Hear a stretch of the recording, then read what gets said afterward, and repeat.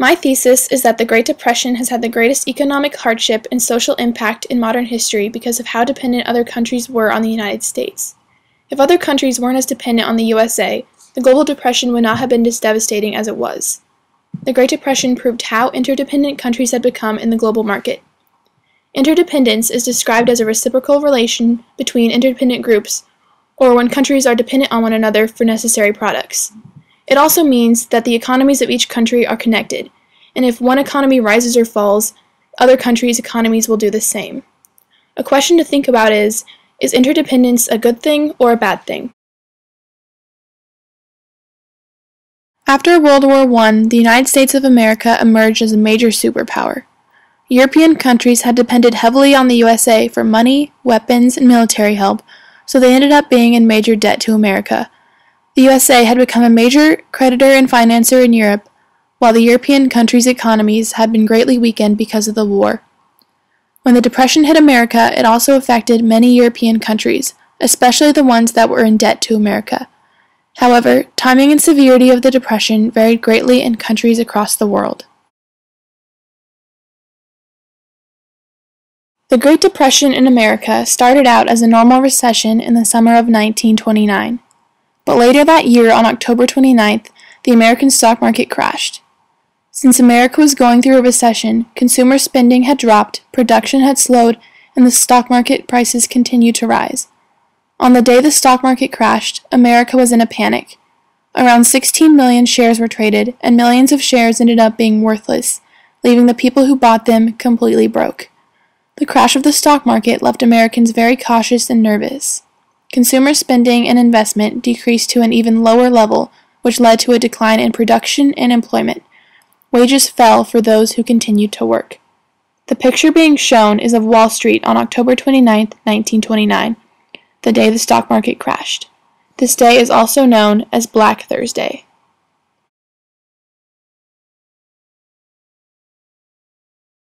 There are numerous factors that contributed to the Great Depression and Global Depression. Irving Fisher, an American economist during the time of the Great Depression, believed that the main factor that caused the Great Depression was over-indebtedness and deflation. He outlined a list of factors that interacted together to cause the Depression. The first factor on the list is debt liquidation and distress selling. Next is the contraction of money supply as bank loans were paid off. Then there was the fall in the level of asset prices. That led to a still greater fall in net worth of businesses and bankruptcies, which led to a fall in profits and a reduction in output, trade, and employment. After all of these events, the American public became pessimistic and lost confidence in their government.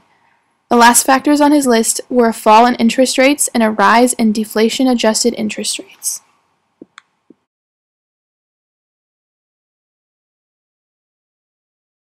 After the stock market crashed, the Americans did not trust the banks with their money.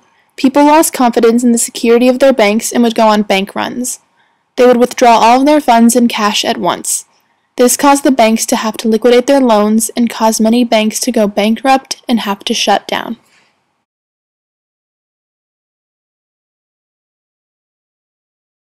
This is a picture of Bonnie and Clyde. They were a couple that traveled around America robbing banks during the Great Depression. Banks had become so unpopular that Bonnie and Clyde were sometimes thought as heroes.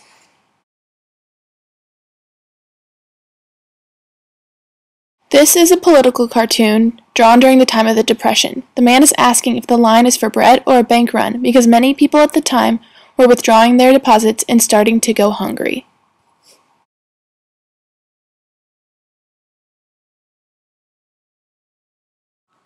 Government reactions were not the cause of the Great Depression, but they were one of the reasons that a normal recession turned into a depression.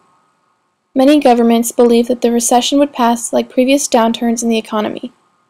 However, the economy did not improve, and the delayed government reactions were one of the reasons the Great Depression became so devastating. These people are unemployed and are probably waiting for food at a soup kitchen or to withdraw their funds from a bank. The mural on the wall behind them shows the government wanted to keep spirits high and to advertise prosperity, even when America was in a depression.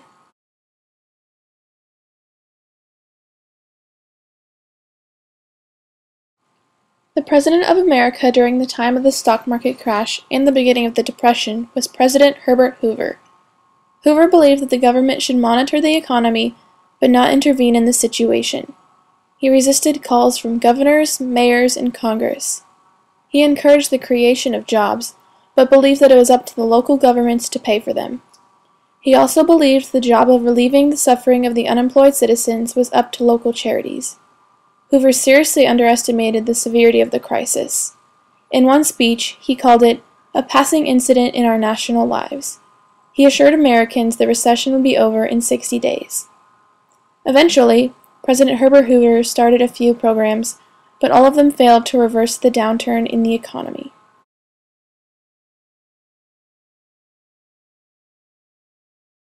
In June of 1930, Congress approved the Smoot-Hawley Tariff Act. This act raised tariffs on many imported items. Tariffs are a tax on imported or exported goods used to restrict trade. They increase the price of imported goods, making the products more expensive for consumers. The purpose of the act was to raise the price of imported goods so that Americans would buy American-made products. However, this act ended up reducing international trade.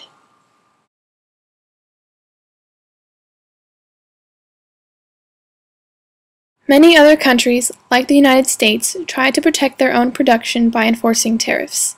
Many nations also raised taxes inside their own country, which led to more unemployment and poverty. When the Depression hit the rest of the world, America became complete isolationists. This means that the United States isolated themselves and stopped all trade with other countries. In America, by the year 1932, the value of world trade had fallen by more than half. USA manufacturing output had fallen to 54% of its 1929 level, unemployment had risen to 25%, and more than 5,000 banks had failed.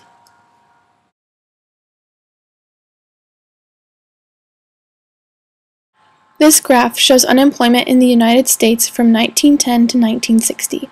Look between the years 1930 and 1940.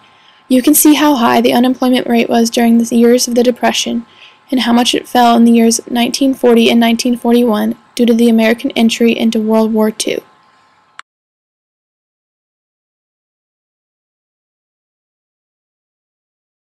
The gold standard linked nearly all of the countries of the world with fixed currency exchange rates and was a main reason that the American recession spread to other countries. The gold standard was a domestic standard that regulated the quantity and growth rate of a country's money supply. It also determined the value of one country's currency in terms of other countries' currencies.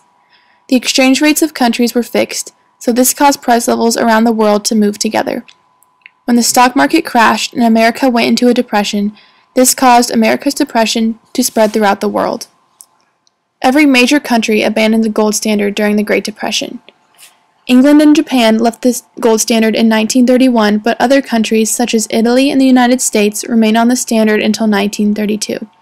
Some countries, including France, Poland, and Switzerland, stayed on the gold standard until 1935 and 1936.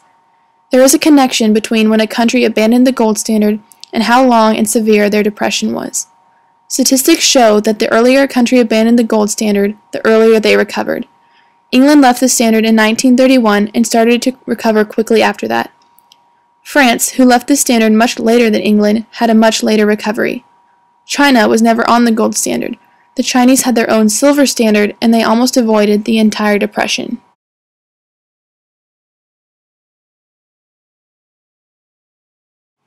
This graph shows the depression from an international perspective. It compares the per capita income of major countries that had the worst depressions, such as the United States and England, and countries that were not hit as hard by the depression, like Brazil and Japan. On the graph, you can see a triangle on each country line. This triangle represents when each country got off the gold standard. There is a common trend in the graph. You can see that once each country left the gold standard, their per capita income rose steadily.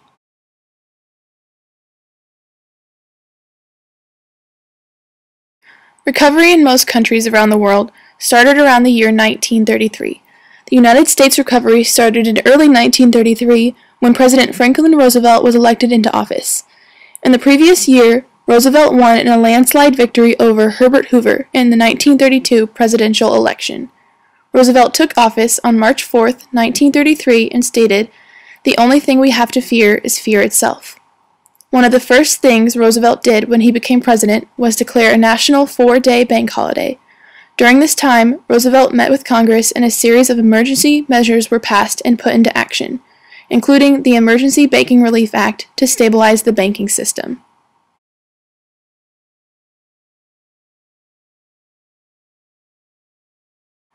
President Roosevelt addressed the American public over the radio through a series of speeches called the Fireside Chats.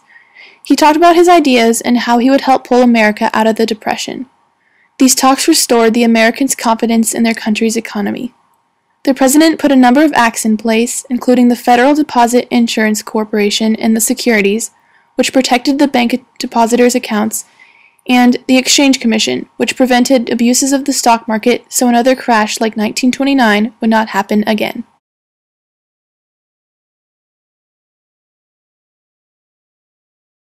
Roosevelt also started a number of programs that would give jobs to many Americans. Roosevelt instituted regulations to fight deflation and helped set minimum prices and wages, labor standards, and competitive conditions in multiple industries. He forced businesses to work with the government to set price-effective codes. He started the Tennessee Valley Authority, which built dams to control flooding and provide power to the Tennessee Valley.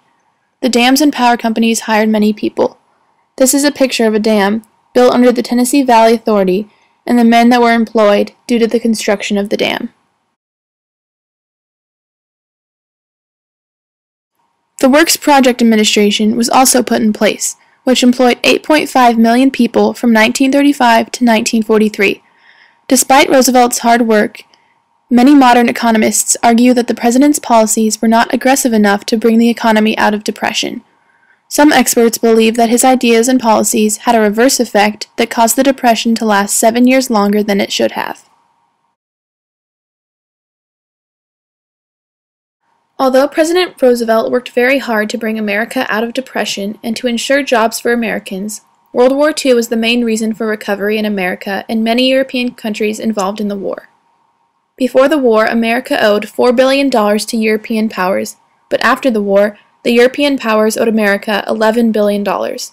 Before World War II, European countries had been the most powerful countries in the world, but after the war, America rose to be the biggest superpower.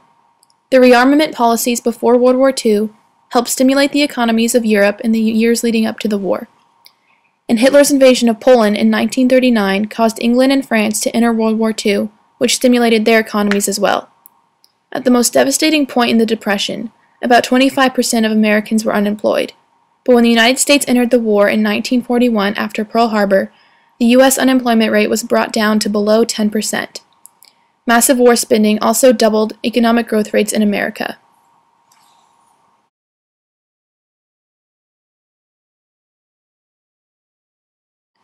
The Great Depression had a large influence in politics around the world. In Germany and Japan, the Depression led to the election of militarist governments. Specifically in Germany, the Depression led to the rise of Adolf Hitler.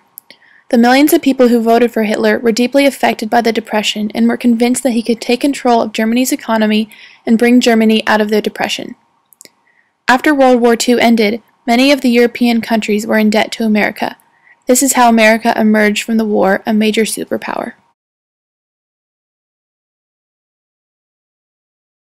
In conclusion, the Great Depression has had the greatest economic and social impact in modern history due to the interdependence of countries during the time.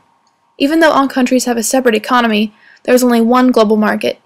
Because of this, countries around the world were and still are extremely dependent on each other for trade and economic wealth.